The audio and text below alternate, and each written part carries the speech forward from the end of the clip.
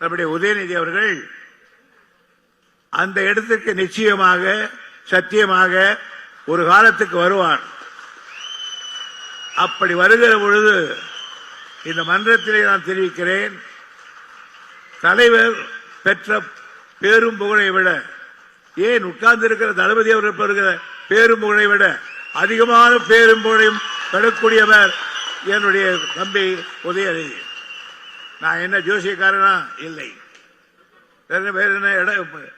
வேறு பதவி கிடையாது. இந்த வார்த்தையை ஒரு காலத்திலே கலைஞர் என்னிடத்தில் சொன்னார், யோதர என்னையும் மிஞ்சிடுவாயாம, தளபதி வந்து அவனை மிஞ்சிடுவாங்க.